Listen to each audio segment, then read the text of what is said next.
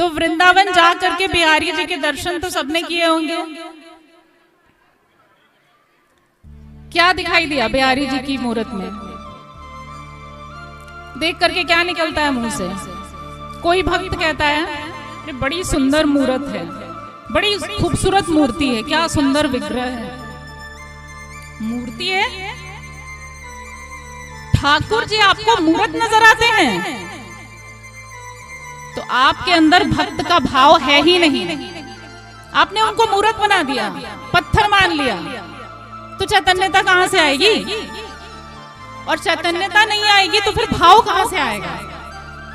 मैंने अभी बोला एक भक्त का भाव ही उसको चैतन्य करता है। वही एक दूसरा भक्त है, वो जाता है, वो उसने भी बिहारी जी के दर्शन किए, लेकिन वो देखता है तो उसके नेत्रों में आंसू भर आते हैं, आंखों से अश्रुधारा बहने लग जाती है। और इतना ही नहीं, वो ध्यान से देखता है, निहारता है, मेरे ठाकुर जी, आहा आज तो नीले रंग के वस्त्रों का श्रृंगार है, मोतिन की माला है, बड़ी सुंदर मुरली सजी है, हाथों में कड़ूला धारण किए और सारे आभूषण। लेकिन ये क्या? कष्ट हो रहा है उसको। क्यों?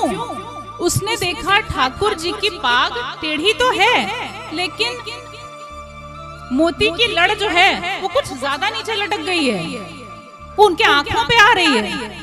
अब ये वाला जो भक्त है वो उनकी मूरत को, उनके विग्रह को देखकर परेशान है, उसे क्षोभ हो रहा है। क्यों?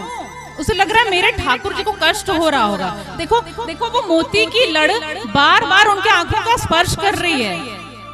अब आपके सर पे कोई मुकुट, कोई पाग पहना दी जाए और ऐसी मोती की लड़ो जो बार बार आंखों का स्पर्श करे, आपको क्या पीड़ा नहीं होगी? कष्ट होगा कि नहीं? चलो थोड़ी देर को तो सजावट मान करके उसको स्वीकार कर लोगे, लेकिन फिर बोलो अरे हटाओ भैया, आंखों पे चुभ रहा है। उस भक्त को ये पीड़ा अनुभव हो रही है, वो कह रहा है मेरे ठाकुर जी को कष्ट हो रहा है, कोई उस मोती की लड़ी को या तो ऊपर उठाओ, किनारे करो, हटाओ, उनको कष्ट हो रहा है। ये है भक्त के चैतन्यता का भाव। अब अगर आपने ठाकुर जी को चैतन्य नहीं माना तो आपके लिए वो जीवन भर मूरत रह जाएंगे। आप बोलते रहो कि मैंने 8 पहर की सेवा लगाई, भोग अर्पित किए, एकादशी का व्रत किया, 108 कथा श्रवण कर ली, सब किया, लेकिन अगर ठाकुर जी को मूरत मान लिया तो जीवन भर मूरत ही रहेंगे, फिर वो चैतन्य नहीं होंगे। तो ठाकुर जी का स्वरूप चैतन्य है। आपको इसको स्वीकार करना पड़ेगा कि उनमें प्राण है। और मैं आपको एक बात बताऊं, आप सभी भिन्न भिन्न भाव से ठाकुर जी की सेवा करते होंगे, आराधना करते होंगे, लेकिन जिस क्षण आपके भीतर ये भाव आ जाएगा कि ये मूरत नहीं, ये चैतन्य है,